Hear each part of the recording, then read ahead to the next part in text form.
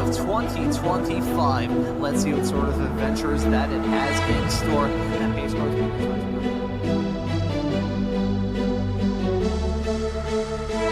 way through the corner. That wasn't the crest doing him dirty. There right off the beginning is something you probably want to monopolize on right away, honestly, in a rain race.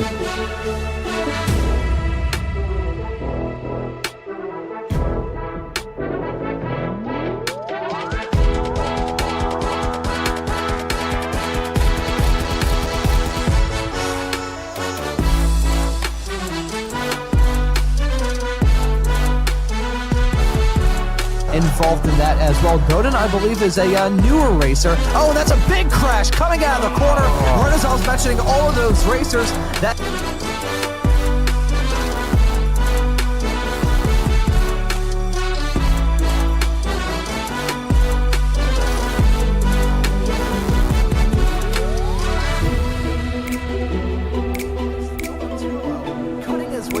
We saw him have that off-track moment not terribly long ago, and he has come back from a...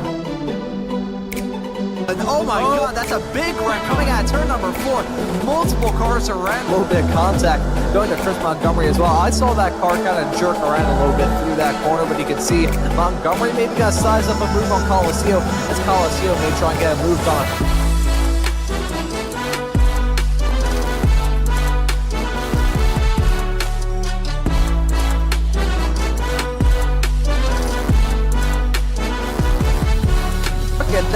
That is 5-6 cars covered by just about nothing on this racetrack. Nearly 4 wide through the corner. Look at Coliseo going way deep into turn 5. He's going to lose out on that spot on Chris Montgomery and Coliseo. Too low contact being...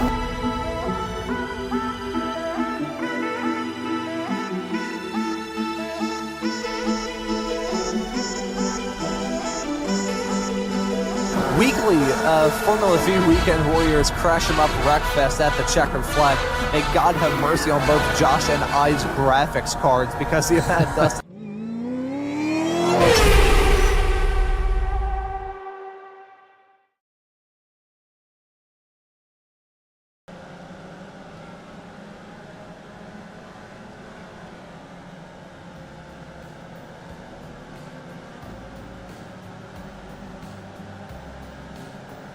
Well, hello and good afternoon, everybody. Welcome back here to Slow Motion Broadcasting, and welcome back to the Formula V Weekend Warriors. This is round number 6 of the season, coming to you today from Ledenon. My name is Maunz. Alongside me, working the comms and the cams, is Joshua Wilkie. Josh, we are set to round off the first half of the season at a track that I know for sure that you are a fan of. Ledenon has been a fixture of these FV schedules for about 3 seasons up to this point. It's a rather confusing ride, at least from my personal experience, but once you get into the groove running around here, it can produce some absolutely awesome racing. So what are your thoughts heading into this race? Yeah, how's it going, Ron, and how's everybody out there today? I really do like this track a lot, Ron, and that's a good way to put it. You really do have to kind of learn this place. You got to get out there and put the laps in, and you really got to learn sort of the layout and where the speed is, and it's got some pretty interesting corners, got some banked stuff, it's got some ups, some downs, got a little bit of everything, honestly. You really kind of either love this place or you hate it, I've noticed in the last bit. Talked to a few drivers about it, and they either really like it or they really don't like it. Nonetheless, it always races really well, and I'm expecting to have a pretty good race out there today, I think, around Ledenon.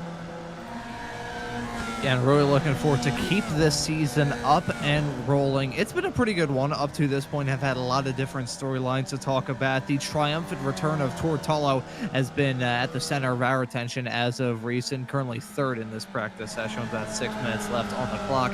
Jason Green, who we had outlined as being one of the main championship contenders, hasn't had a dominant season up to this point yet to back that number 160 car into victory lane. But hey, we still got 7 more races left to go, and a lot of time left in this season for sure for the driver.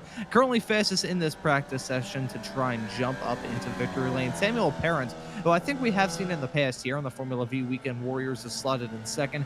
Ethan Orr running at top 4 at the present moment in this practice session. Hey, Orr in 4, I'm a podent, I don't know it. But before I start sounding too much like Dr. Seuss, I think we may potentially, do we have some championship points to look at here right towards the end of this first half? half of the season. Got 3 classes here, Spec 1, Spec 2, and Masters. We're going to start off with Spec 1, where Nate Coliseo actually finds himself in the championship lead. It's been a rather inconsistent season for everyone up to this point.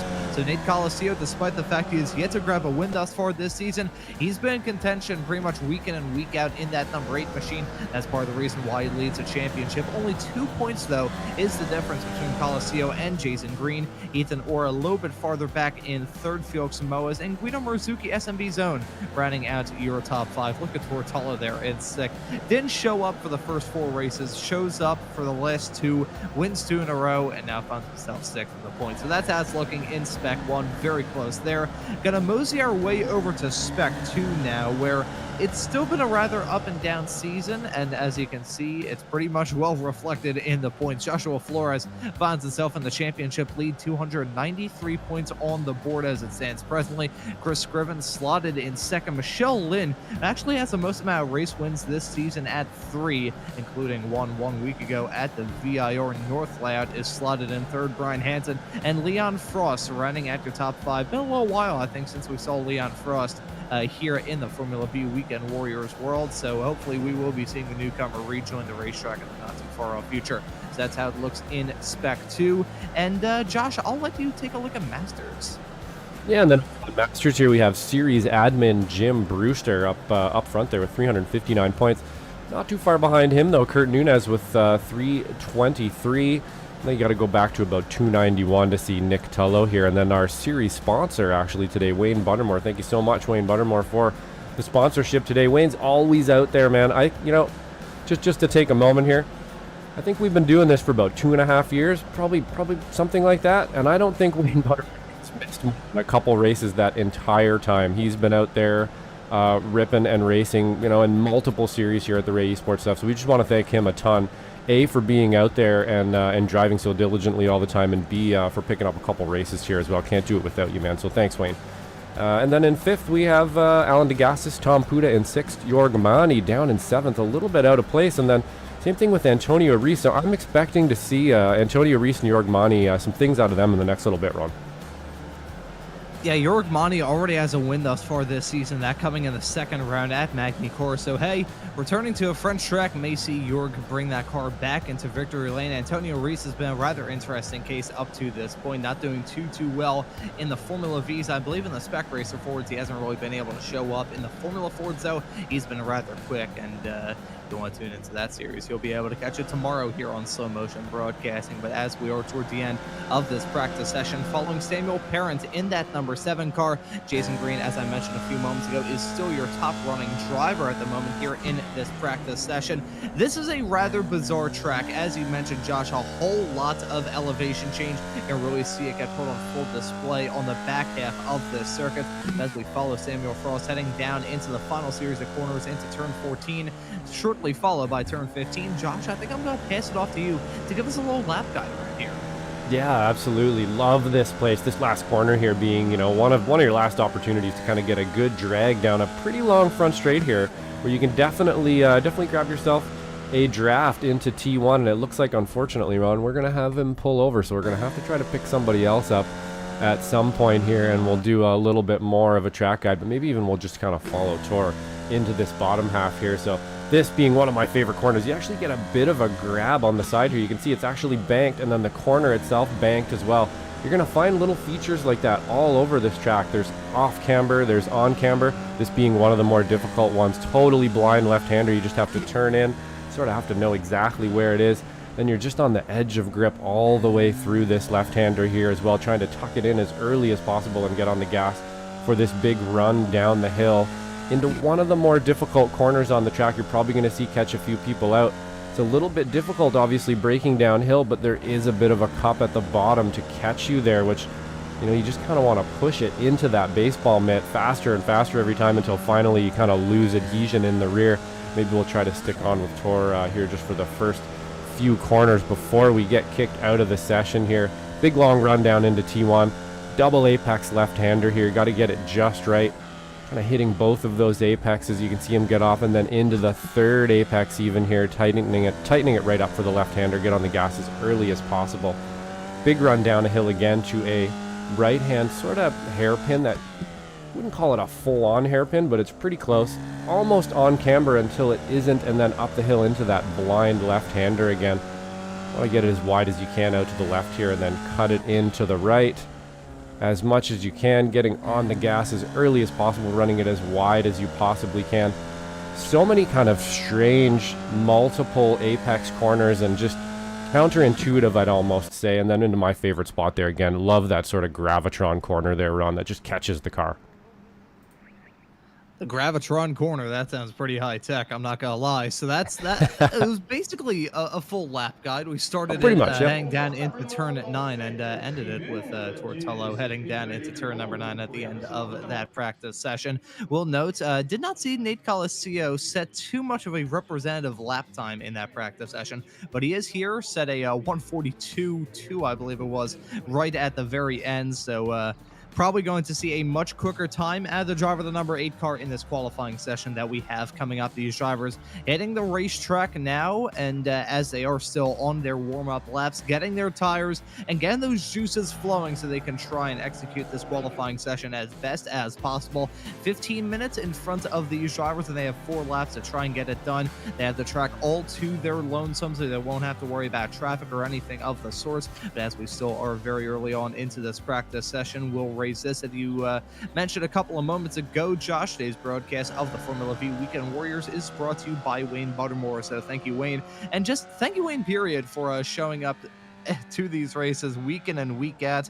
As you said, Josh, really, ever since we started doing these Ray Esports / Weekend Warriors shows back in late 2023, he has always been out there on the racetrack. He is a very committed member to this Ray Esports and Weekend Warriors world. So we'd like to thank Wayne for making today's broadcast here on Slow Motion Broadcasting possible, and thank all of you who are tuning into this broadcast right now. SMB broke 1,000 subscribers coming up to what feels like a month ago, albeit ever since I graduated high school, my perception of time has been completely warped. So it could be a matter of just a couple of weeks ago. I'm not entirely sure, but thank you to all of you who have subscribed, and thank you to all of you who are tuning into this broadcast right now. But getting to the start of this qualifying session, about to see some drivers set some lap times on the board here. Looking at some lap times to be a bit slower than they were in practice earlier on. Jason Green's quick time in that practice session was a 1:36.517, but without the draft in this solo session, may see those times go down a teeny tiny bit.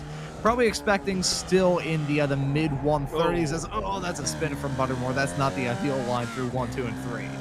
No, not at all. We was just mentioning there when he was going through a bit of a triple apex one there, or a right-hander, and you're just kind of fighting the edge of grip. Honestly, even in this car, it's hard to get through there without wanting to lose the rear end. You're sort of teasing losing the rear end actually to kind of get the fastest line through there, and you can see it just kind of bit Wayne Buttermore there as he's going through, maybe looking for a little bit more tire temp before you can really push it into that corner. And you're going to find that around here quite a bit actually. You know, the first few laps, there's a few off-camber corners, not like this one here that I like to call Gravitron corner, that you can pretty much just fire the car into this, and you know, this sort of little cup here will just hold the car in place, and you can really toss it down into here as well. But you do want to get some heat in those tires before you can get out there and really start pushing it. I think Wayne maybe found that out into T1, but some pretty challenging corners around this track, Ron, for sure. It's not an easy one you definitely got to put some practice in and find those sort of counterintuitive lines that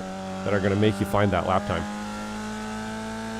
And, you know, speaking of warm, the ambient temperature is not too bad at about 65 degrees Fahrenheit. The track temperatures, on the other hand, 107 degrees. Yikes. That is scalding hot. So I think one thing that we have to raise, talking about these competitors, is the fact that with such a high track temperature, it's going to be a greasy surface that these drivers are going to be running on. You get to a certain point where that track temperature starts to melt the tires, and doubly so around a racetrack like this where you have 15 corners of punishment for the tires on these race cars.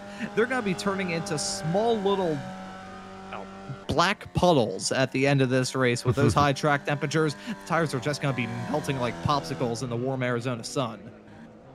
Yeah, definitely. There is sort of a point of diminishing returns there with heat in the tire for sure, when it starts to just kind of liquefy, and then you start to feel like you're driving on mayonnaise or molasses or something a little bit, and you're slipping around all over the place. iRacing, you know, has a bit of a tendency for things to be maybe not as realistic as possible when it comes to that, but the realistic part is that you are going to feel a difference between when it's cold and it's hot, and there is, you know, a pretty good amount of tire wear and stuff now as well that don't think you're going to have to be worrying about in a 40-minute race in the V's around here. But obviously as the temperature goes up, you're going to be slipping that tire around a bit more. It's going to cause a little bit more wear, a little bit more heat. It's sort of like biting your cheek, you know. You bite your cheek and then it swells up and you bite it again and again and again, and that's sort of what happens with a hot tire. It's hard to recover the tires, and a hot track's just going to make that more difficult. It's kind of like falling down the stairs in an odd way. Actually, no, I will amend that. It's like falling up the stairs. You trip on one, and then you're trying to regain your momentum, and you trip on another, then you trip on another, and then you hope that no one saw you doing that. Believe me, I did that plenty of times in middle school. My shins can attest to that. But about 5 minutes already done in this qualifying session. These drivers getting their first lap times on the board. Jason Green finds himself on the provisional pole at the moment at a 136.677. Chris Montgomery set to join him on the front row presently. Felix Samoas, Ethan Orr, and James Sheldon making a series debut after a couple of weeks off finds himself in 5th. Kurt Nunez, your top qualifying Masters competitor presently, is involved in a 3-car pack of Masters competitors. Nunez, Brewster, and DeGassis all running in 7th, 8th, and 9th respectively. Dan Sosinski is your top qualifying Spec 2 competitor down in P13. I think considering we've been to this track as often as we have here in these Formula Vs, it may stand to reason, Josh, that we may have a bit more class separation than we have in past races. Yeah, I think you're probably right. You know, any of these tracks that are, you know, I'd almost call this place a specialty sort of track, at least at this stage in its life. It hasn't been an iRacing for too long. We have been there a few times, and you know, in a couple different series now. So these drivers are getting used to this place, I would imagine, or starting to. But you're definitely going to find a few of the guys that are kind of specialists around here, and others that are still trying to kind of come to terms with this track. So yeah, I think we are going to see a bit of a split in the pack today. And of course, you know, as you're mentioning there, because the draft isn't quite as strong around here, it becomes a bit more of a technical game at that point. And generally, you're going to see a pack sort of start to spread out because of that. There's going to be people that just have the line right, and you know, in the entire length of the race and so on as well, that you can just kind of hold those lap times together for the whole race, and those people are going to shine, while some, you know, they'll start to fall back a little bit, done a little bit less practice or what have you. After the draft-heavy races that we saw at Magny-Cours and Summit Point, we're in a stretch of the schedule where we're not really looking at tracks that are too draft-heavy. The Saxon Ring a couple of weeks ago, VIR on the North layout last time at, definitely a bit more of a draft fest, but did have those tight, twisty, and technical sections. Ledenon here, it's been a site of many exciting moments over the past couple of seasons here in the FV Weekend Warriors, but as you said, Josh, it's not a very draft-heavy racetrack. Outside that start-finish straightaway, don't really have many long flat-out blasts around here, so it is definitely a technical track to be sure. Laguna Seca in 1 week's time, that's going to be super technical. That's probably going to get broken up with the remaining few races that we have. Ostersleben and Road Atlanta follow for some of the other races and in this season, and the final 3. Pretty much 3 completely different cases. You got Sonoma on the Shore NASCAR Cup layout, so that's going to be a bit of a draft fest, but it's still going to be rather technical. Lime Rock running on the Classic layout, that's always a draft fest. It's going to be a draft fest yet again. And then Oran Park on the Grand Prix layout, that is a race that I'm really looking forward to at that track in Australia, which has sadly gone the way of the Dodo Bird. 8 minutes and 15 seconds down the clock in this 15-minute long qualifying session. Jason Green is still your provisional pole sitter, saying a 136.5. Felix Samoa set to join him on the front row. However, the gaps between the likes of Felix Samoa and Tortello, practically nothing. A little bit farther back to find the likes of Chris Montgomery and Ethan Orr, who are rather close. Outside of a couple of breakaways every now and then through the field, pretty quick, pretty close pace-wise. I think it goes back to the fact that we have seen races here over the past couple of seasons. Yeah, I think that's, yep, I think you're probably right there, Ron, for sure. It's because we have been here a few times. I think we probably have a few drivers in here now, more than a few that like this place. And then, you know, there's a handful that really don't, as we see. Ooh, that was a bit of a loss of control there from Ethan Orr. It looked like it was probably intentional. We like to kind of burn him down every once in a while. But there's your qualifying session done with Jason Green up at the top. Felix Samoas bringing up real close there. And as you're saying, Ron, it looks pretty darn tight here near the top, doesn't it? Yeah, it is very close there, but Jason Green will grab the pole yet again. That will certainly not be his first pole position from the season. It won't be the last either. But I think, strangely enough, still got some drivers out there on the racetrack looking through. Here's Kane Lasky, who just jumped up to 8th on the running order, so that's going to be a good time for the driver of the 09 car, making up a top 9 comprised entirely of Spec 1 racers. Alan DeGassis in 10th is your highest qualifying non-Spec 1 competitor, and Michelle Lynn is currently your oh boy, worse time to get a hiccup. Michelle Lynn is your current pole sitter in Spec 2, slotted in 16th as it stands presently. Again, seeing that class separation here, the top 15 out of them, there are only 3 drivers who aren't Spec 2, and all of them are Masters drivers who've been around the block before here in this series. I mean, Jim Bruce is a series admin for crying out loud, so can't say it's too much of a shock that he's up towards the front of those Masters competitors, 3rd of them to be a bit more precise. The Spec 2 drivers, I'm a little bit surprised that we're seeing them all in that massive pack. Usually see Spec 2 be one of the most spread out classes here, but it's just not the case today. Yeah, it does seem like, wow, yeah, actually Spec 2 is just in a line all the way down the row there, huh? And then we have kind of Alan DeGassis sort of poking up in the middle with Kurt Nunez. Masters drivers able to kind of get up in front of Spec 2 this week, pretty commandingly, actually. Not exactly sure what's going on with our qualifying timing here, but it looks like at least our overlay has locked up, so I'm not really sure how much time we have actually left in the session here. See, maybe we can't reset that. No, we're just stuck at 8 minutes and 46 seconds for some reason, so we'll keep hanging out here and seeing kind of when this session does end. I would imagine it won't be too long here, but yeah, as we're saying here, looks like Alan DeGassis is trying to get one more in here just before it does, and see if he can't better his position. But got some guys in Masters here doing pretty well today, top 10s. Yeah, those Masters competitors looking very good right now. We'll note that we have about, doing the quick math in my head, it's my math though, so it's probably wrong, about 3.5 minutes left to go on the clock with 11.5 minutes on the board presently. So we'll note that Alan DeGassis has already completed his qualifying lap. So this is going to be just a little bit of extra seat time. I will also say, as we are following Alan DeGassis, rather consistent lap times there. 137.3 was his first time, 137.2 was his second, 137.1 and 137.1 were the 3rd and 4th time. So that is some pretty good consistency. And in a series like this, where there is a bit of an affinity for some drama, just being consistent and always maintaining that same pace can be a really good benefit that these drivers will like to play. Yeah, for sure. Consistency is key out there, especially on a track like this. We were mentioning on the run-up a bit. It's a bit of a technical track, so you know, losing a second here, a second there, a little mistake here, it all adds up by the end of the race. And, you know, the person who's going to be the most consistent, be able to hit those marks, you know, is going to have a better overall time at the end of the race. And generally that's going to mean you're in front of people who don't. So I think consistency, keeping things nice and clean. Clean is going to be a big one around here too, Ron, for sure, as we've seen. There's a lot of kind of, you know, triple apex corners and heavy braking zones and totally blind turn-ins, and all of that adds up to a little bit of confusion, you know, a little bit of maybe apprehension and stuff on the first lap. And well, we know what that happens sometimes. You know, people just sort of trip over each other in those situations every once in a while. So keeping your nose clean is going to be a big one today. Yeah, to be there at the checkered flag is the best step that you can take in this 30-minute long race that we have coming up. We'll raise one thing talking about the practice times.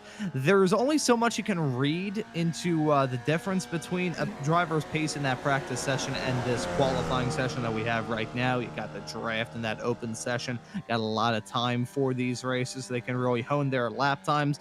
But you can read a little bit into it and just see general pace and general trends. Jason Green, fastest driver in practice, currently still your fastest driver here in this qualifying session, holding on to that provisional pole. DeGassis set to be your top qualifying Masters competitor, still running laps out there on the racetrack. These will not count. I think these drivers just using the small little bit of time they have left to try and get some practice around here. As you said, Josh, it's a track that not many competitors know like the back of their hand.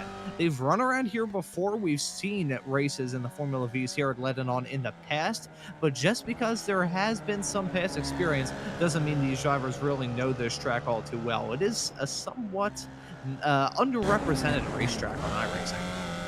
Yeah, I'd say it's starting to get its representation or its representation these days. You know, it's something we should mention here too, is this pit lane is treacherous. If you accidentally come through here too quick and you hit one of those bumps when you're coming into pit, it can totally mess your day up. So we're gonna have to kind of look out for that as well. I think everybody's pretty aware of that, as we're saying here. You know, it can take multiple times. It can take a year or two to really get a track down sometimes. You know, you need multiple visits and lots of practice. I'd say I've been here 3 or 4 times now racing, and I know some kind of secrets, or at least things that I think I know, little quirks, you know, that I can kind of come back to, but there's always some question marks every time I sit down to race here still, and I would imagine the same thing's happening to the drivers out there as well. We've been here a few times, but I don't think anybody's really been able to totally master this place quite yet. Even the driver who's won the past 2 races here at Ledenon for the Formula V Weekend Warriors in the form of Jesus Rodriguez, I'm not really sure if he's too confident about his ability running around here. Had some good luck fall his way with those wins, and we'll just leave it at that. Already has a win thus far this season, that coming at Summit Point. Let's see what he'll be able to do in the number 76 car. Here is your starting grid, and it's going to be Jason Green in the 160 starting this race from the pole. Felix Samoa set to join him on the front row. We have Tortello starting this race in 3rd, Samuel Parents in 4th, Chris Montgomery, Ethan Orr will start on the 3rd row, and that's James Matthew Sheldon, Kane Lasky, Guido Marzuki, and Alan DeGassis, our Masters pole sitter, running at our overall top 10. And then 2nd in Masters and in 11th place overall is Kurt Nunez. Behind that, we have Nate Coliseo in 12th place. In 13th, Series admin Jim Brewster. 12th, 14th, we have Jesus Rodriguez. A little out of place today, so I would imagine we're going to see him move forward a little bit. Jason Perry as well, probably looking for a little bit of moving forward from Jason Perry as well today. Michelle Lynn is in 1st place for S2 and in 16th overall. In 17th, we have Dan Trzynski. 18th, we have Russell Telker. In 19th, we have Parvinder Ladar. And in 20th place, we have Ken Poulin. Then looking through the drivers that we have starting outside of the top 20, it continues with Brian Szynski in 21st, Spencer Bowden starting this race in 22nd, Travis Rail will start in 23rd, Brian Hansen will round out your 12th row in the 771 car. Then I believe we have more starters left in this field. That's my bad. Sorry about that. Nick Tullo, Jason Grider in 26th, Chris Scriven in 27th, Wayne Buttermore starting this race in at 28th. Our sponsor from today's race, from the back racing, will be starting from the back in P28. So that is your 28 car starting grid for this race, Josh. 15 turns around this racetrack and 30 minutes of racing action to look forward to. This is going to be a rather treacherous one for these competitors, I feel. Yeah, the first few laps are definitely a little bit treacherous around here for sure. You want to kind of sort everything out, especially that final corner run coming down the hill. You really got to sort it out. It's a place that you feel like, hey, I can probably make 3 passes here if I push it. You know, you can come to the outside, but it all just funnels into one line at the bottom, and it can get a little bit froggy down there for sure. So we're going to see how that works. You know, T1 as well, that triple apex is a real good place to spin the car right away if you try to go up the inside, or you know, if you're one of the people who kind of gets hung out to dry on the outside, is also not a good place to be. So we'll see how this one plays out here on the first couple laps. But yeah, really good point to raise there, Ron. It's going to be really got to try to keep your nose clean here in the first couple laps. It's going to be treacherous. It's going to be challenging. It's going to be a race to see who can grab that checkered flag at all, let alone who grabs it first. The green flag is back on. The drivers are on their way, heading down into turn number 1, 2, and 3. This triple left-hander, super tricky. It's a choke point for these competitors, but just because it is, doesn't mean they're not going to go side by side. That's Tortello trying to get a move done on Felix Samoa down into the opening series of corners. Nick Coliseo sliding a little bit wide in that Chiquita Banana car, the number 8, currently side by side with your Masters pole sitter of Alan DeGassis. Battles going on all throughout this field as we head down into the downhill right-handed hairpin, turn number 5 for the first time. Yeah, that's DeGassis and Brewster side by side there for a good chunk of the course here so far, and they've finally been able to single file out along with everybody else by the looks of it here, which is what you want to do kind of on the first lap. Gonna try to figure it out, single file out. Looks like Guido Marzucci maybe a little bit beside is that Ethan Orr and Kane Lasky there, just trying to sort each other out. Still a little bit of dicing going into Gravitron here and down into that hairpin. Everything's looking fairly clean. We almost lost Lasky there. That was a close one, Ron. And we saw Ethan Orr run wide as well, hang down into turn number 9, went off into the gravel. May have to talk about the gravel getting dragged onto this racetrack. Whenever I mention that on these Weekend Warriors broadcasts, I get some bad Brands Hatch related flashbacks side by side between Orr and that right there is Coliseum, the 8 car, heading down the hill, coming out of turn number 11 through the tight twisties. This is one of the most challenging corners on this racetrack as far as I'm concerned. Turn number 14, that's caught out our leader of Jason Green has run wide on corner exits. That's going to allow Felix Amos to maybe get a move done on the run up to the line to complete the first lap and book it. That will be Felix Amos leading the first lap of this race here at Ledenon. Right behind him is Jason Green, Tortolo, Samuel Parent, and Chris Montgomery rounding out your top 5. And look at Tolo trying to make hay while the sun is shining. Jason Green still trying to get his bearing straight in that 160 car, and Tolo gonna say, hey, thank you very much for the opportunity, I'll take that, and he slips up into P2. Yeah, not exactly sure what happened to Jason Green there. Hopefully we can try to roll that back and have a look, but there was really no incident. So maybe if I can get that Felix Samoa's pass, it might roll it back far enough that we can see what happened. But either way, he was very, very wide coming out of the final corner there. Lost a bunch of time and was kind of able to get passed by his 2 competitors there into T1. So certainly not over for Jason Green. Being in front of this early in the race isn't really going to be any indication of that's where you're going to be at the end of this race, at least at this stage. So we'll see how it plays out here. What you want to do now is just kind of calm down, breathe, make sure that you can kind of slot in, start looking for those weak points in the driver in front of you.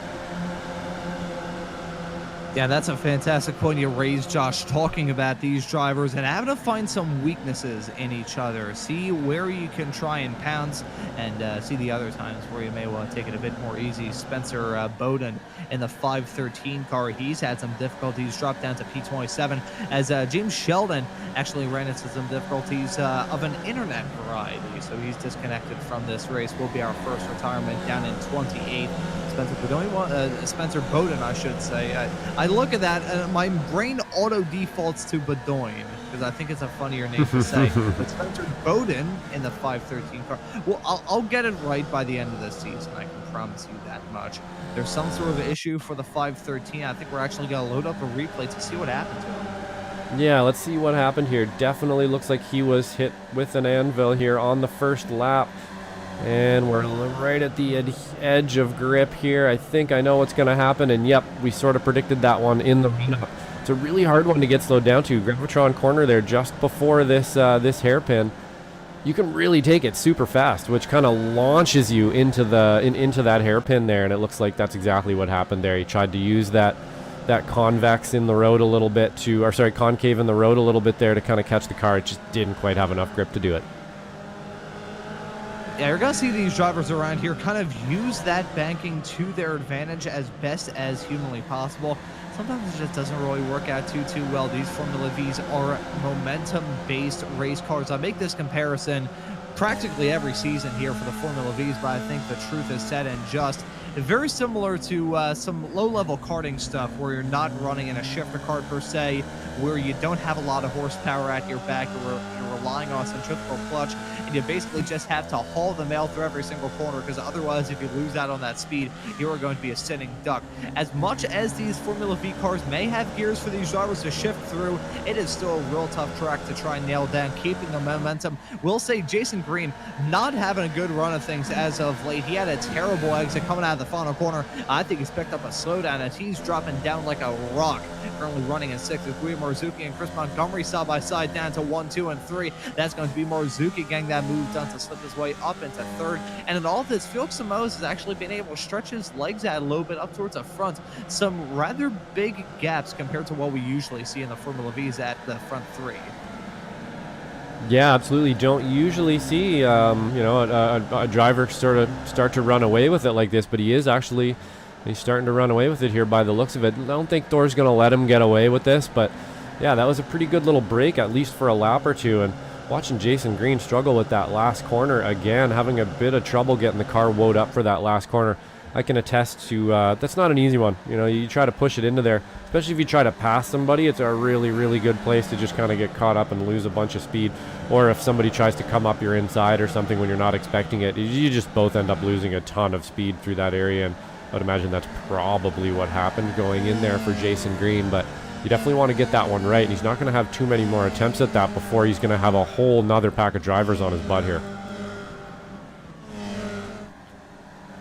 And still going to see a lot of different things change between now and the end of this race. Very early stages, 6 minutes and 15 seconds on the clock in this 30-minute long race. Your current overall race leader is Felix Samoas. This man, Alan DeGassis, in the 927 car, is your current Masters leader. Michelle Lynn is leading it in Spec 2. I do want to raise, talking about the Masters competitors, it has been a topsy-turvy season in that category. Jim Brewster has 3 wins up to this point. Alan DeGassis grabbed his first win last time out at VIR, and before then it was York Monty, the only other winner outside of Jim thus far this season. DeGassis, though, your current leader in Masters, and I do want to talk about Spec 2. Which is currently being led by Russ Telker. I believe just got moved on Michelle Lynn a couple of moments ago in the past 15 seconds.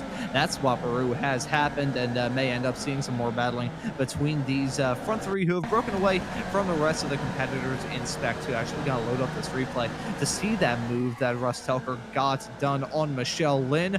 On the outside line, hang down that start-finish straightaway off into turns number 1 and 2 and 3 and 4. It's a never-ending series of corners, and sweeping around the outside, Russ Telker will be able to get the move done on Michelle Lynn, who is our Spec 2 pulse hitter in this race. And here's a good little stat for you here, Josh, talking about some of the starting spots that our Spec 2 pulse hitters have been in thus far. Entering this race, the lowest starting spot for a Spec 2 pulse hitter was P10 in the opening race at Cadwell Park. This race, though, Michelle Lynn, our Spec 2 pulse hitter, was in P16 at the start. So I think that pace differential that we saw with some of those Spec 2 competitors is actually playing out to be rather true here at Ledenon. Yeah, it definitely looks like it for sure. We're catching up the field here. It looks like we're really, you know, the gap across the entire field is not a whole lot still, which is a little bit surprising. We were saying on the road, it's a bit of a technical track, and we're expecting really to see it kind of fan out super quick, and we're kind of pack driving here a little bit. So, you know, I think maybe our what we were talking about on the run-up is true, that people are kind of starting to come to terms with this track, because we're going to go... What a save from Colacio there. That was pretty amazing driving from Colacio, getting stuck in the middle in the sandwich there between, I believe that was Lasky and was that Sheldon? Is he back on track again?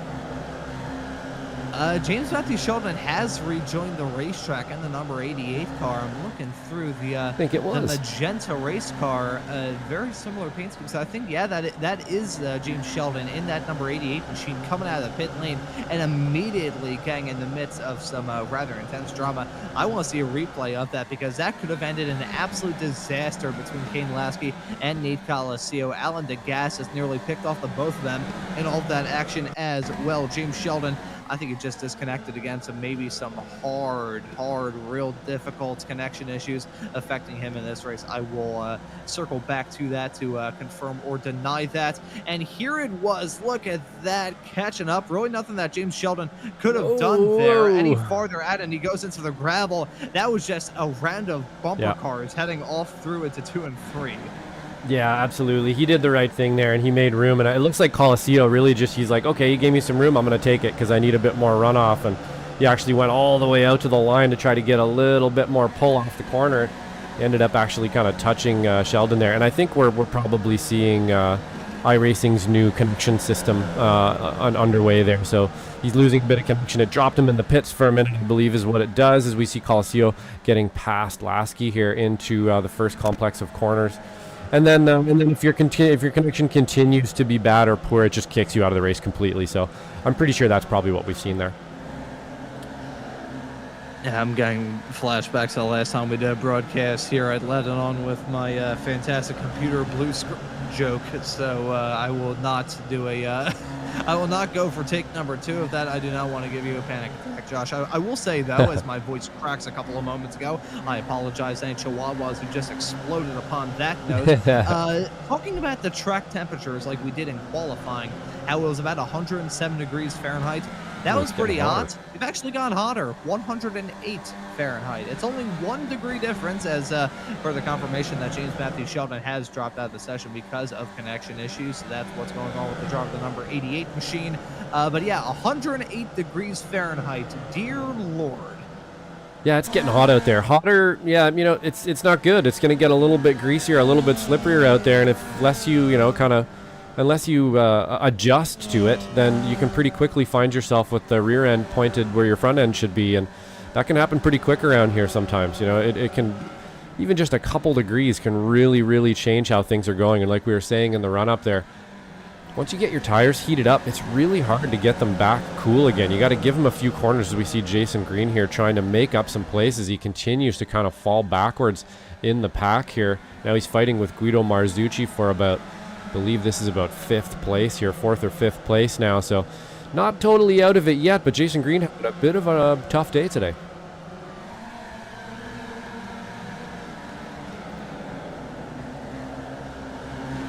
You we see Ethan Orr here just pulling up the back between Montgomery here and Guido Marzucci up front. You know, expecting to see a little bit more out of Ethan Orr as well. So I would imagine that we're going to see some more positions getting made up here.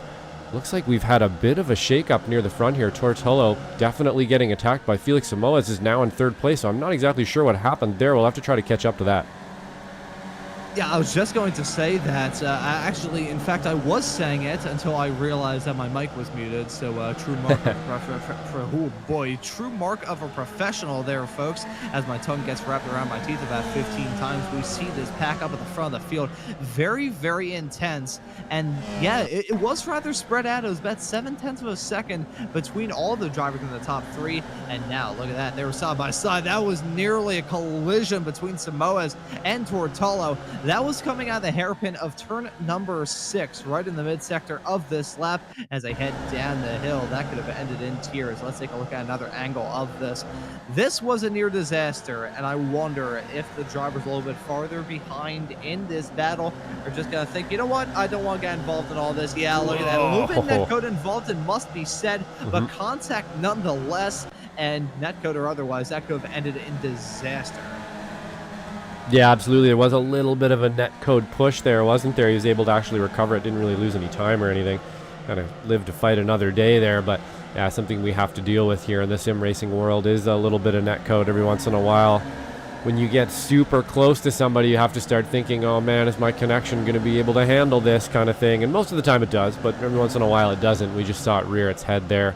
Fortunately, it didn't take anybody out this time, but every once in a while you can get a really bad reaction from the netcode, and it's kind of like you had an accident even though you didn't, and it'll sort of shove the car, but that was just a little bit of a nudge there for them. So it looks like we're going to live to fight another day. Big shake up on the front here as Jason Green makes up some positions, so back up into 4th. Yeah, Rez, we were talking about how Jason Green was struggling, which I still think is the case in the first 14 minutes of this race. He's probably been counter-steering more than he has been actually turning into some of the corners around here. So let's see how the 160 car is going to be able to shake up throughout the rest of this race. Tortolo is still your race leader. Samuel Perrin, Felix Samoas rounding out your podium. We may have a battle potentially flaring up unless, the gap would have to close up between Alan DeGassis and Jim Brewster. Man, what is going on? Don't kill me now in digestion. Jim Brewster and Alan DeGassis covered by about 2.7 seconds. You can see that gap has ballooned out between P1 and P2 in the Masters category. However, Brewster's got a fight on his hands with himself and Kurt Nunez, so may need to keep tabs on that, and Jason Perry right within striking distance as well. Michelle Lynn is still your leader in Spec 2. However, as a result of some not so ideal series of events, it's now only Michelle Lynn and Ken Poulin battling for the race lead in Spec 2. Those two covered by about 0.2 of a second and down that start finish straight away off into the opening series of corners. There they are, and I wonder how this is all going to shake out in Spec 2. Yet again, though, getting back to the point that we've raised a lot, Spec 2 drivers a little bit farther in the back than we usually see. Yeah, getting pushed back a little bit today for sure. It's usually you got a bit of a mix of kind of the lead Masters drivers and the Spec 2 guys, and today the Masters drivers are, quite a ways ahead of the Spec 2 drivers. So I would imagine that has something to do with Ledenon itself and just some drivers not quite up to speed with this place yet, where maybe we have drivers like DeGassis, Brewster, and Nunez here who've put a lot of laps in around here. I would imagine still being one of the sort of early tracks. Looked like Montgomery there taking a little, or sorry, Poulin taking a little look up the inside of Michelin. Didn't work out for him though, by the looks of it. And things have kind of spread out a little bit now in the field. We've found sort of our packs of drivers, but really the only real pack here now is this just gaggle of cars near the front. Yeah, it is a small little pack that we've got all throughout the field, but at the front of the field, it is pure unbridled pandemonium with some three-wide action. That's going to be some close stuff heading down that start-finish straightaway. It's Felix Moes, Jason Green, and Guido Marzuki all dicing. That's a battle for the final podium spot, but they can't play this game for too terribly long. You can already see in that brief little bout of some three-wide action, the gap has actually flared up a little bit between those drivers in P1 and P2 and the drivers right behind. They're still side by side, Moes and Green nearly coming to blows heading off through turn number 3 as some drivers going for some sends. Look at Chris Montgomery in the 33 car getting a move done. Ethan Orr also looking to make up some moves in the 22 machine. This is a real intense battle, and one driver has a fantastic view of all this is the one right behind, James Sheldon in the 88 car. He has rejoined this race. He is a lap down car, so he's probably not going to get involved in this battle since it is not a swapperoo of spots if he went for an overtake, but he's still getting a good view of the top 7 just being the crap out of each other. Yeah, it's a bunch of dicing around for positions there for sure. We saw Montgomery take a position, and Ethan Orr almost got through with Montgomery as well on Marzucci here. He almost got 2 cars past him in one corner there. Not quite though. He's able to kind of stem the bleeding a bit. Got a pretty big pack of cars here for sure. You got James Sheldon kind of just pulling up the rear of this other pack, and then right after that we have Coliseo, Rodriguez, Lasky, and I believe DeGassis as well forming that other pack. Wouldn't be surprised if they end up catching up to this front pack here by the end of the race, Ron. A lot of cars here, and I have a feeling we're going to start kind of trying to figure out who should be where here pretty soon. It's starting to look a little bit racy. We still do have quite a bit of time left, but would not be surprised if things get a little bit tenuous here at the front pretty quick. And I wonder what is going to be the breaking point as this race approaches its final third. 18 minutes already on the clock in this 30-minute long race. Tortello is still your race leader. He's looking for 3 straight. And man, talk about a return for Tortello. Ever since he skipped down the first 4 races, we were thinking, okay, it's going to be wide open in terms of the championship. Imagine after taking a rather extended break, Tortello comes back. No drop rounds available to him. 4 drop rounds are allotted to these competitors. And considering he skipped down the first 4 races, you can do the math there. Imagine if Tortello comes back and ends up winning the championship here this season. That would be the shocker of all shockers. But hey, if anyone's going to do it, it's probably going to be the driver of the number 1 car, the 2-time reigning champion here from the Formula V Weekend Warriors, looking to go for 3 straight if he can really fight for it. That's Felix Moes and Samuel Parent fighting, but here comes Jason Green on the inside. Again, the swapperoo done, heading down, coming out of turn number 9, right towards the top end of the circuit. It doesn't look like it's going to shake out too well for Jason Green. If it was in a higher powered race car, I think that would have been a slick move from the 160, but with how little power these FV cars have, there's only so much you can do coming out of these sections where you're at a low speed, adding into a massive incline. I think we just saw that get proved a couple of moments ago. Yeah, it looked like he was going to kind of get a bunch of moves done there, and then it's just like, oh no, doesn't quite have the pull out of the corner to get that done, but he's definitely making some moves out there. Still in 4th place. Him and Samoas have been kind of trading back and forth a little bit here over the last lap or 2, but I think maybe what they're trying to do here is just kind of try to make it forward as much as they can, as we're seeing Parent and Tor into this first complex side by side, and they're going to kind of single file back out. Not an easy place to get a pass done up the inside there. It looks like it's going to work, but you know, that outside line kind of works and then it doesn't, and then it works and then it doesn't, back and forth, and that's sort of what happens during that corner. You kind of make the pass and then it sort of slips away from you, and then you got to try to hold on to it. Basically, wasn't quite able to hold on to it at in that particular instance here, but it's definitely getting pretty racy at the front here with the top 9 or 10 cars here just in a big pack here. Whoa! Oh, a little bit of contact there from Parent. That was a close one. Yeah, that was Parent and Tolo coming to blows. That's going to check out Parent a little bit heading down the hill off into turn number 9 and 10 here in a couple of moments. That's Samoa's trying to get the move done down into the hairpin at turn number 9. Gets it done successfully to slip his way up to second. Jason Green, after those early race struggles, I think Jason Green has unlocked some sort of performance in that 160 car that or he's decided to shift up into a higher gear. Either way, the car who has spent the vast majority of this race in that front pack fight, still involved in it in the middle of it right now. Running in fourth, Samuel Parent, Felix Samoas, and Tortolo looking to be the top of the top in this race.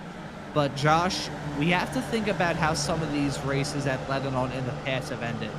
2 seasons ago, it was Jesus Rodriguez grabbing the win after a late race collision between Tortolo and Jason Green. And then last season, for season number 1 of 2025 here on iRacing, it ended with Jesus Rodriguez winning after Tortolo and Jason Green came to blows. So will we go 3 for 3? I don't think we will, just because of the fact that Jesus Rodriguez is about 5 seconds back of these racers.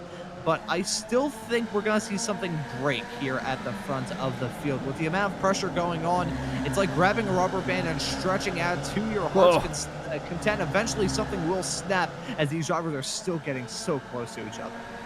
Yeah, that was definitely cutting some shapes all over the place there for Samuel Parent. And also in front here, Felix Samoas just hanging it out around the outside there, able to keep in line with Tor through there, and actually able to pull out in front now as well. So some really nose to the grindstone driving there from Felix Samoa, is able to keep that outside, make that line work, and kind of just put the pressure on Tor till he just broke, basically let him by. Okay, you can have it, sort of thing.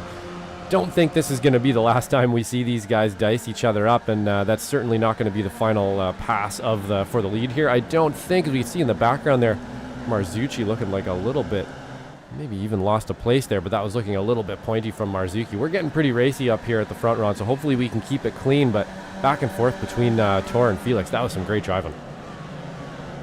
Yeah, that was some brilliant racing action a couple of moments ago, and hey, we still got a couple more laps left to go in this race. I wonder, though, will we have to worry about traffic? I think the farthest up the road car will be Chris Scriven, who's only 41 seconds back of the race lead, and with lap times well over 1.5 minutes. Not sure if we are going to see that play a role at the end of this race. Nonetheless, though, it is going to be an intense battle between Felix Samoas, Tortolo, and Samuel Parent. The real question is, though, Josh, are we going to see some of the drivers who are a little bit farther back in this pack get involved in it? Will we see that front three get broken up? Is it going to be this man, Jason Green, getting involved in all of this, trying to grab the win and also grab the championship lead in the midst of all this? Nate Coliseo, your championship leader heading into this round, finds himself all the way down in P14, now at risk of losing out some more spots with the encroaching Spec 1 driver, your current Spec 2 leader, I should say, of Michelle Lynn in the 215 car. So if there is a time to pounce, it's probably going to be now for Jason Green. But at the same time, you got the opposite end of the coin. He finds himself in a spot where he will be able to retake the championship lead. So would you necessarily risk it if you were Jason Green here, Josh? Yeah, that's a really good point to raise. You know, things are getting, we got a touch from Tor and a big wiggle from Samoas. He's able to hold it together. That was some driving right there from everyone involved, that they were able to sort that out. Felix with a big touch from Tor, and then a wiggle, and then we had I believe it was Parent just doing the mega avoidance there to avoid everything. But great point you raised there, yes. You know, now that things have changed a little bit, we definitely have Jason Green up the inside, and he's going for it, but he does have a championship to think about here, Ron, and this is something he has to think about going into T1 here and the rest of the corners as well in the racetrack for the last few minutes here. He's got to keep this car, all four on the ground and driving forward.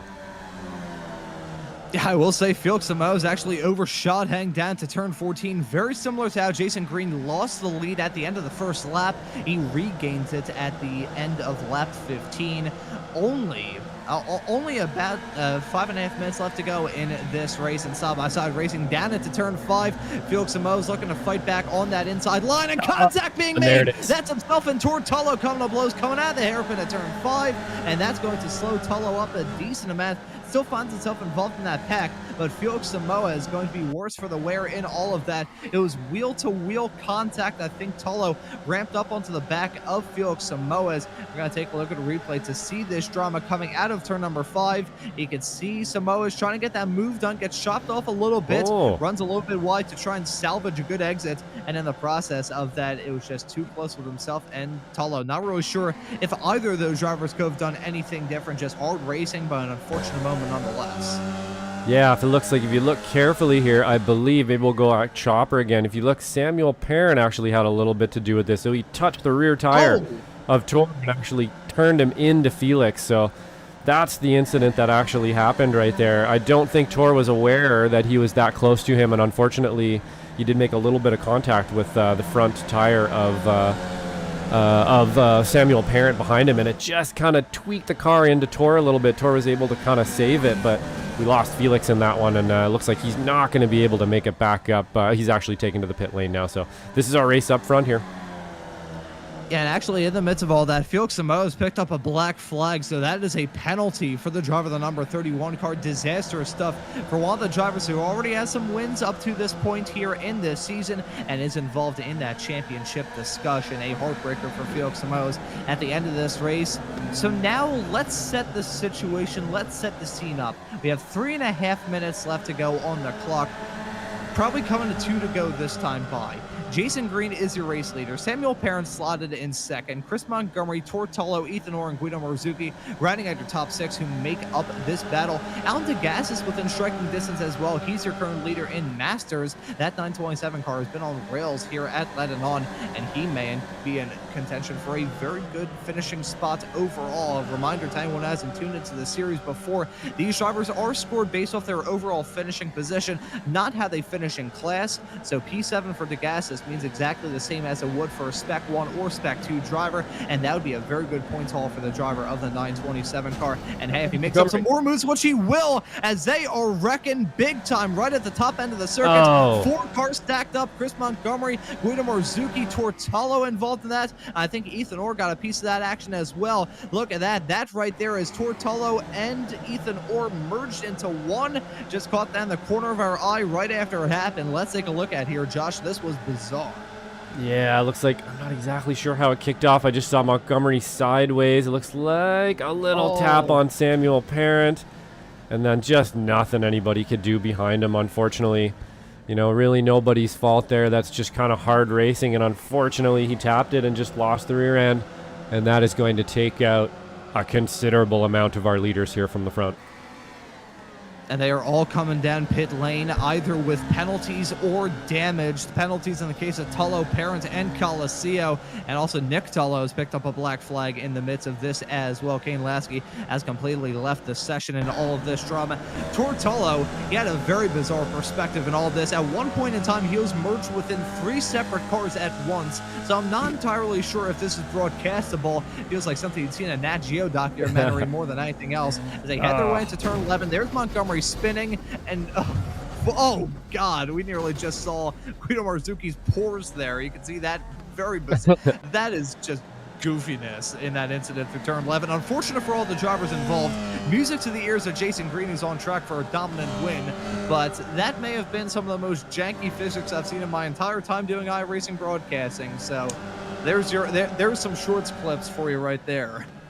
Yeah, it's not often you see them completely just merged in each other like that very often, and you know, we're gonna have to definitely add that up to some connection issues and other things going on there for sure. It just doesn't really know where to place people, but yeah, you're right. It's not very often you see cars like completely merged into each other, but real easy one here for Jason Green. He's gonna basically just take a victory lap here, I think, as long as he keeps it together. Everything should be fine. Alan Degassis as well, just inheriting a second place here. Really good run for him today from the Masters class. Just behind him, we have James Sheldon. He is, of course, a lap driver. Still out there driving, though, so you got to respect that. He wants to finish up the race, and we always like to see that as well. Jesus Rodriguez as well. I believe we were talking about him at the beginning to make some moves. He was way back up into 3rd place. He's got a podium now. And Jim Brewster as well, so quite the shakeup at the end. That's going to put Michelle Lynn in a 6th place, too. Holy cow, we lost a lot of drivers there in one shot, Ron. Jesus Rodriguez in these races at Ledenon, he is inevitable. We were thinking, okay, yeah, he's probably not going to get involved in the battle That's for fair. the win. I mean, granted, he's 5.7 seconds off of this man, Jason Green, who's on track for the win at the end of this race. But man, making his way up to third at the end of all this, that is going to be a result that is a good one for Jesus Rodriguez and a good one for Alan DeGassis as well. On track to finish P2 as a Masters competitor, and that will be a fantastic points haul for him. We were talking about how big of a points aid would be for him if he managed to hang on to P7. He's now up to second. He's got James Sheldon, the magenta car right behind. That is a lap down car, so not going to see a swaparoo in spots between those two competitors. But the front of the field, Jason Green has yet to grab a victory thus far this season, although he has been quick. Grabbed the pole here at Ledenon earlier on, was the fastest driver in practice as well. And Jason Green going to head his way down that start-finish straightaway to grab the checkered flag and win it here at Ledenon. There's a checkered flag for Jason Green, his first win of the season, to round off the second half of the season in style. There is Jason Green, your winner at the end of this race here at Ledenon. Alan DeGassis going to finish in P2. A mighty results for the master driver, and here is the fourth win in Spec 2 for Michelle Lynn, finishing in sixth. We talked about how the Spec 2 drivers were a little bit farther back than they have been in rounds past, but that's a P6 result at the end of it all for Michelle Lynn, who I'm sure will not turn that points haul down one bit. Yeah, not at all. Big shakeup at the end there. That's definitely going to add some points to some drivers who definitely, weren't really expecting to get any points today. Everybody, I believe even Parvinder Ladar here has gained a bunch of positions from the beginning of the race. Yeah, he's 9 positions up with the Brunei flag there, I believe, down at the bottom, if I'm not mistaken. That's not one you see every day. Great drive from him as well today. So you're getting, a bunch of people were able to grab some great points today because of some kind of big mistakes up front, Ron. Oh, some massive mistakes. A 4-car pileup heading through turn 11. That moment for Felix Samoes. I said all throughout that broadcast and all throughout that race that, hey, there's going to be something to break here soon. These drivers have been battling oh so hard from the drop of the green flag all the way through to about minute 25 was when stuff started to hit the fan. It was bound to happen at some points, but when it happened, man, it happened big and bad. That was an unfortunate series of events for all those drivers getting involved in some collisions. But Josh, I will let you take a look at this replay and Ethan Orr's perspective in that huge moment at the top end of the track. Yeah, just nothing anybody could do there. It's really unfortunate that, every once in a while somebody just spins like that. We'll just wind it back a little bit here, have another look. But really just a racing incident at the end of the day. I don't think Montgomery can really be at fault there, nor can Samuel Parent, nor can the people that got caught up behind it here either. It's just a very simple little tap. And unfortunately, I don't think he was expecting the slowdown there quite as much. And then there's just nothing anybody can do. They're just nose to tail, racing as hard as they can. We're near the end of the race, so of course they're really close to each other. And, well, that's just the way it ended up. And it looks like we're going to get a bit of a show here. Jason Green leading us into what is probably going to be some sort of car-destroying... Oh, you know what? I think they're going to come down pit lane and hit those jumps, aren't they? Mm-hmm. I believe that is what's going to happen here. This should be fairly entertaining. Yeah, it's usually a good spectacle when we see these drivers come into the pits, hit the jumps, Oof. and there you can see Jason Green hitting the pit wall. Oh, and that is, who's that tumbling? That's Guido Marzuki tumbling down pit lane. Jason Perry turtled upside down. You can see those step-ups. It's basically like a staircase heading down pit lane. That's part of the reason why we're going to see some drivers go for some wild aerial acrobatics, but... Josh, I gotta feel bad for your graphics cards when we see these drivers with the jumps at the end. Yeah, let's see if we can't get a better view. It's unfortunate this place doesn't really have the best pit lane views, but I think we're gonna get a decent one here, at least from a distance of the jumps. These are the things I was warning about in the beginning here. You can hit those, as you're coming into pit lane. We almost got somebody on the roof of the building there. That was fairly close. I think that would probably be what we're going for here, is a roof shot if we can get one, but doesn't look like anybody quite made it up there. But yeah, pit lane is to be desired, let's say. Yeah, those... Oh, dear Lord, that right there was... that was Marzuki and Ethan Orr tumbling across the screen from one end to the other as we Get some replays of these shenanigans in the pits, and this was a calm before the storm, really. And then you can see here they come again, and up goes Green, up goes Perry, up There we goes go. Marzuki, and into the wall they go. Oh, just plowed the pillar on number 7 there. Oh, he gets the kick flip. Nice 360 flip there from, I'm not sure who that may be, John Toms there. That was a good one. All Tony kinds Hawk of carnage Pro here. Skater 2 Formula V edition. Yeah, exactly. We need to get like a score thing here, scoring points for how many flips you can do and land back on your wheels. But yep, nice little burn down there at the end. Pretty eventful race, Ron. Let's see if we can't do we have some people in interview area? Yeah, let's get to some interviews right away. I'll let you grab the first one here, Ron. Go for it. And I think I'm going to drag in our Spec 1 winner. The first time this season that Jason has been able to grab a checkered flag in one of these Formula V races, but he's joining us now in the commentary booth. Jason, congratulations on the win here at Ledenon. How about you talk us through it? Yeah, suddenly I was alone. Is pretty much how it was from my perspective. There was the first kind of initial stack up where I think Felix and Tor and Sam all kind of like stacked up going into the last blind left-hander, and I had happened just to be on the inside for that one, so I was able to avoid that. And then I guess there was the mega death after that where everybody died, I guess, and then Sam, it was just me and Sam, and then Sam had a drive through, so I was just kind of alone. Making mistakes at the beginning. And falling back, I guess, kind of worked out. Succeeded in my one goal this race, which was to not punt Tor. So I'm happy with that.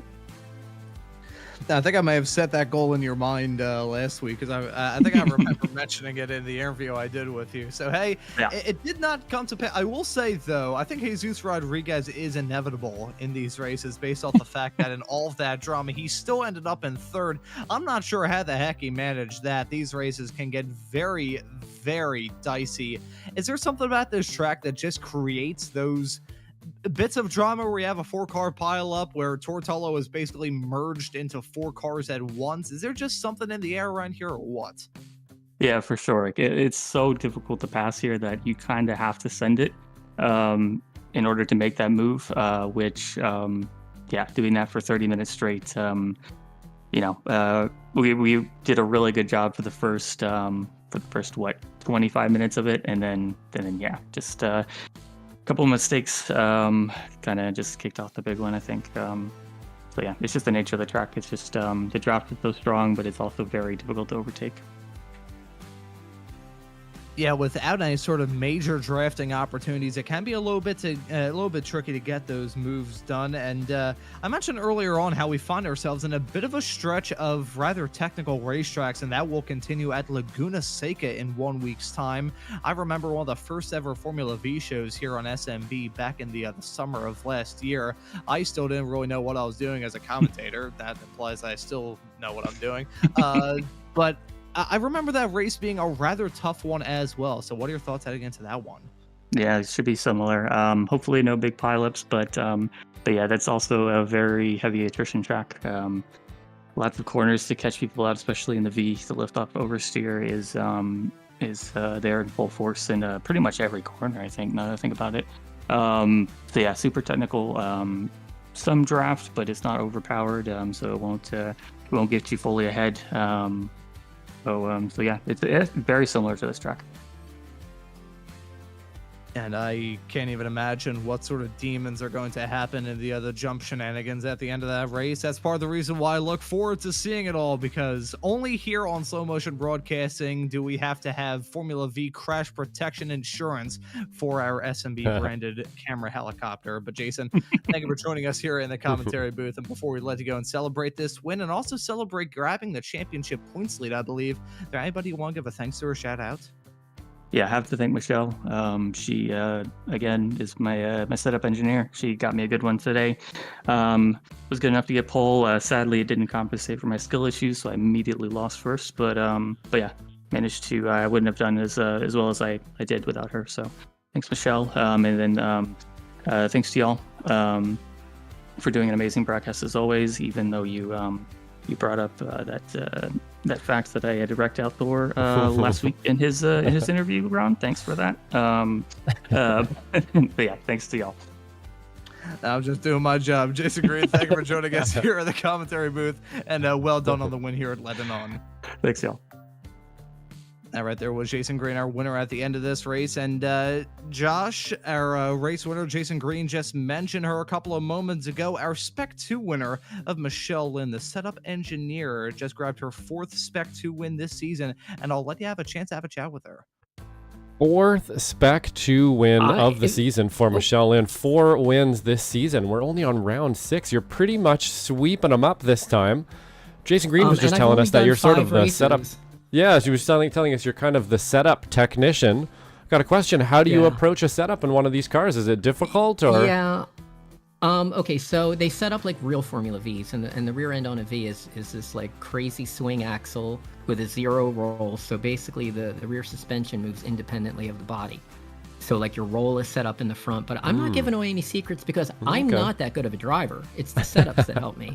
Because Jason Green and I were both on the same setup. And what was he, a second faster than me? So, yeah, I'm holding on to most of my secrets. But I try to help people in our group, give them like pointers and get them in the right direction at least. But I got to keep some of that private. Yeah, for sure. Well, that's one of the great parts of this series here and stuff really is that people do help and share. And that setup was able to, he was able to pull a quali win out of that one today. And then the win in the race, too, after a bit of attrition there. Up near the front, which actually allowed you to grab some positions as well. Is this, pretty technical track out there? Seems like it's catching some people out. Would you agree there? This is just kind of a difficult one. Are you coming to terms with it? We've been here a few times, so I'd imagine, drivers are starting to get their hands around this place, but it's a bit of a difficult one, no? Okay, so I'll be honest, I don't like this track.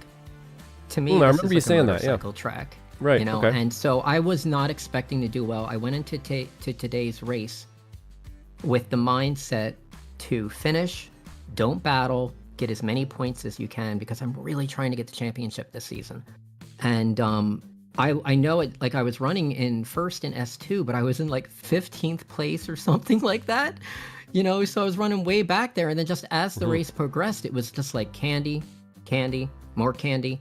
And, and so I ended up finishing in 6th, but I don't feel like it's really representative of my skill at this track because I'm not very good here. But yeah, well, it's one of those things you got to stay alive for sure, right? Yeah, sorry, go ahead.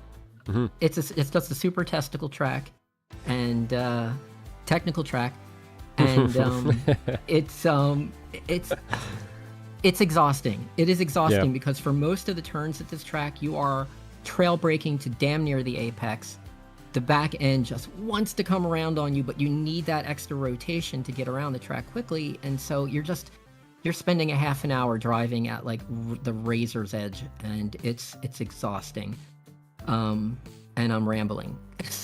Yeah, I would agree. We were mentioning it as well. Go ahead. Yep. Before we get to thank yous or anything like that, I've been very remiss. I wanna thank Tam in the chat because she is like the number 1 fan for Weekend Warriors. She sure is. Yep. She's out there listening. Yep, she can hear you right now. I want to hear her for back sure. in the booth. So yeah, we'll get her back up in here anytime for sure. Yeah, but we'll definitely have to work that out. I think we're gonna probably start trying to talk to drivers here pretty soon too during the practice and qualifying sessions. At least those who help us out with some sponsorships like BFI Consulting here and Wayne Buttermore. Get them in here and have a chat with them and stuff. We're gonna be setting that up pretty soon as well, so we can get to talk to you guys a little bit. But is there anybody you'd like to thank out there after today's win, Michelle? Yeah, I'm gonna thank Tam, number 1.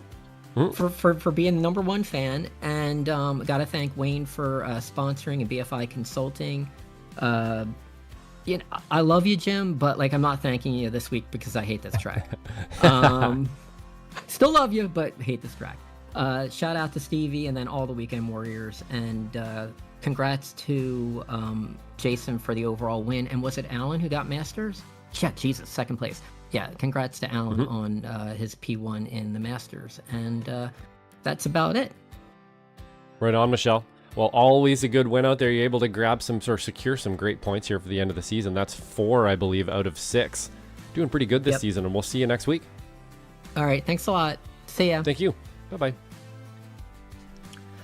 And that right there was Michelle Lynn, your winner in the Spec 2 category. We have a bit more time to have a chat with Series Admin and Masters competitor. Not able to seal the deal in the Masters category today, but always nice to have a chat with them. Jim Brewster now joining us here in the commentary booth. Jim, that was a pretty fun one here at Ledenon. It may not be another Masters win for you, but it was still a pretty fun race. How was it out there? So my speech was, if you don't do anything crazy and you sort of hold still and hold position, you'll do okay. You think that came true? So there was 3 Masters. Alan, me, and Kurt were all gridded up pretty close. Alan was first, Kurt, and then me. And Alan got away, and Kurt and I had a really good race. I was a little messy, but he and I had a really good race. But I'm obviously, from the results, a lot of crazy stuff happened. There's a very, very tight corners and a slight variance in lines. And, you can see how it happens. The place is so technical. Hey, by the way, the last time I talked to you guys, I said I was proud that I never had to say I'm sorry. And then the very next Formula Ford race, I totally screwed up the start and had to say I'm sorry. So I take that all back, But anyway, so today was a lot of fun, very technical, a lot of hard work, a lot of sweating. But, good stuff. See, that right there, Jim, we in the business like to call that a commentator's shinks. I have done them while behind the wheel. Getting a mid-race interview, I tried jinxing some drivers in front of me, and it somehow worked, so I think it may have jinxed yourself. So we will refrain from saying anything of the sorts in the rest of this interview, but Ledenon was a fun one. Laguna Seca in 1 week's time. Another tight, twisty, and technical track. Jason said we're probably going to expect more of the same, so what are you expecting? I really don't like Laguna. To me, Laguna, we've been there too many times, and it's pretty boring. And then the corkscrew is so explosive. There's so much potential for disaster there. But I try not to modify the whole schedule and not change every track. But Laguna's another one that I would probably drop off. The racing is I don't find it's okay. Because the hills. On Formula V. On uphill, you got to be drafting, like this big uphill here at Ledenon, and then the same thing at Laguna. Those uphills, if you don't have a draft, then whoever's behind you is going to catch you and pass you, and so I sort of think it limits the quality of the racing. But anyway, it'll be good. If we get this kind of field, this is a great field. We could run on an oval with this bunch and have fun. And. So anyway, the racing's good every week here. I'm amazed. You never know how it's going to happen. I mean, here he is. When Alan got away, and then I saw all the crap and all people disappearing, I'm going, please, Alan, get the win, get the win. I'd love to see a Masters get the win. That would be so cool. But anyway, good times. I'm sure you guys had a lot of fun. Tam, I hear you're out in the chat. Michelle was talking you up. She says you are the #1 fan, and I think we all agree with that. Anyway, I'll see you guys next week, and that was fun again. I can't wait to see the show. And really looking forward to the next race of the season here at, not here, but there at Laguna Seca. That's going to be a fun one. Jim, thank you for joining us here in the commentary booth. Always good to have a chat with you, and excited to see you back out on the track for the rest of the season. You bet. I'll be there. I'm sure you will. That right there was Jim Brewster, Series Admin and Masters competitor. Did not get the win in Masters here tonight, but still had a pretty good race. But Josh, a good one here at Ledenon. Some hecticness to be sure, but Laguna Seca in 1 week's time, that's going to be a fun one. Yeah, Laguna Seca always offers its own little brand of kind of unique style and stuff there with their big 3-story drop. And I mean, it's just a difficult track. I have finally, after many years of iRacing, sort of started to wrap my head around Laguna Seca. It's a place that, I'm able to kind of lap quickly and stuff, but then when I get into a race, I just start falling apart for some reason. I start understeering everywhere, and I think maybe I have found a bit of a recipe for that place. So hopefully the drivers here can find the same thing. But I've always kind of struggled there. Difficult track to be sure. Yeah, super tough one there in California. I'm going to look back to see that Laguna Seca race that I mentioned all the way back in season it wasn't even season 3. I think it was. I think it may have been. Actually, no, it was season 3 of 2024. And man, listening to my broadcasting voice from about a year ago, that will be an interesting experience to be sure. But before we wrap things up, here are your race results at the end of it all. Jason Green is your race winner. Ellen DeGastis finishes in second, winning it in the Masters class. Jesus Rodriguez grabbing an overall podium, running at your overall podium in third. Jim Brewster finished fourth in all that. Chris Montgomery will round out our top 5. Michelle Lynn will be your Spec 2 winner at the end of this race, followed by Guido Morzuki, the Spec 1 driver, in 7th. Ken Poulin, another Spec 2 competitor, second of those drivers, P8 overall. Kurt Nunez will finish in 9th. Parvino Ladar will round out our top 10. And then in P11, we have Dan Szynski. Felix Simons getting the falling anvil. Unfortunately, in P12, had to, not a great one for Felix, but he'll be back next week. Ethan, same deal, got caught up in that schmozzle there. And P13, Brian Hansen in 14th, Jason Perry in 15th, Nate Coliseo as well, slipping back to P16 by the end of the race. Brian Trzynski in P17. In P18, we have Travis Rail. Let's see if we can't move forward here. In P19, Jason Gardner, Chris Scriven in 20th, Nick Tullo in 21st, Tori Tullo in 22nd, again getting caught up in that schmozzle. Samuel Parent as well being part of that. Kane Lansky in 24th. 25th is James Sheldon having some connection issues and did not finish, or he did finish, but finished 7 laps down. Wayne Buttermore, sponsor of today's race in BFI Consulting, is 8 laps down in 26th. Russell Telker, 11 laps down in 27th. And Spencer Bedouin, unfortunately falling to some falling anvils there near the beginning in 28th place, 16 laps down. And that is going to do it for your results page here at Ledenon. And that will just about do it for this broadcast here on Slow Motion Broadcasting today. But have it be known, the action simply does not stop here on SMB. We still got a second half of this Formula V Weekend Warrior season to look forward to. Then, just in the week, we have got you covered on Wednesdays. You can catch the action from the Sim Racers Group Intermediate F4 Championship. Those drivers always put on some good shows, and you can catch them at 9:45 p.m. Eastern Standard Time here on Slow Motion Broadcasting.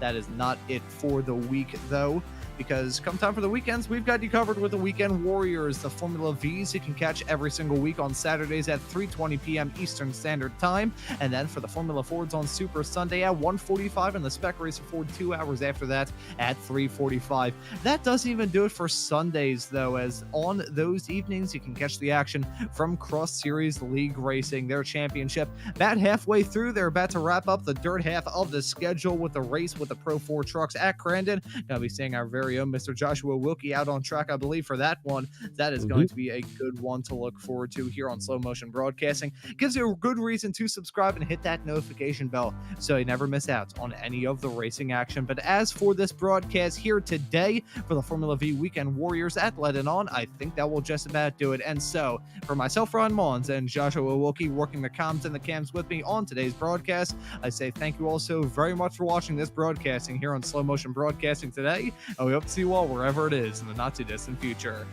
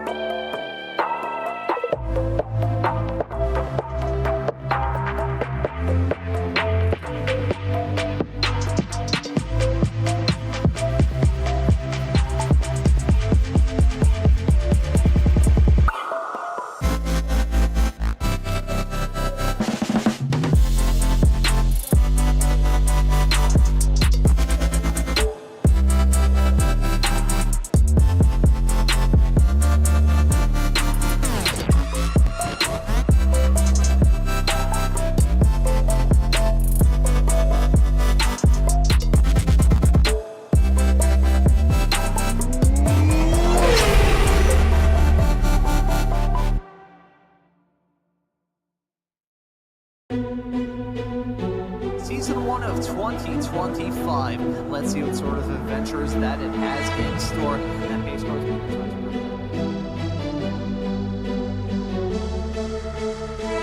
way through the corner. That wasn't the crest doing him dirty. There right off the beginning is something you probably want to monopolize on right away, honestly, in a rain race.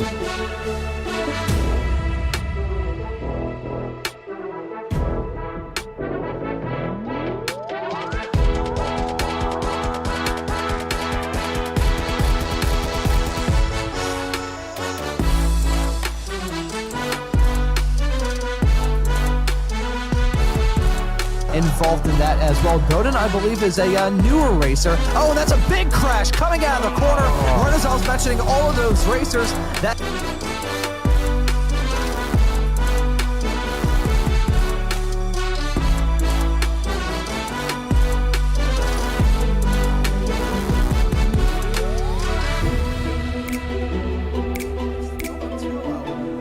way through the field. We saw him have that off-track moment not terribly long ago, and he has come back from a...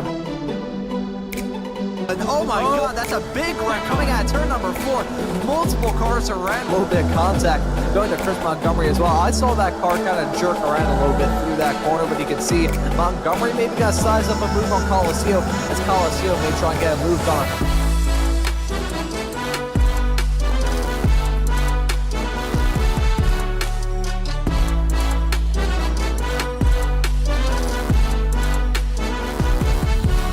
At that is 5-6 cars covered by just about nothing on this racetrack. Nearly 4 wide through the corner. Look at Colacio going in way deep into turn 5. He's got to lose out on that spot on Chris Montgomery and Colacio. Too low contact being...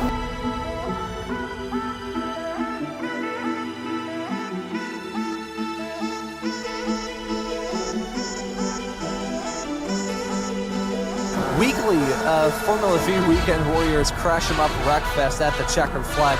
May God have mercy on both Josh and I's graphics cards because he had dust.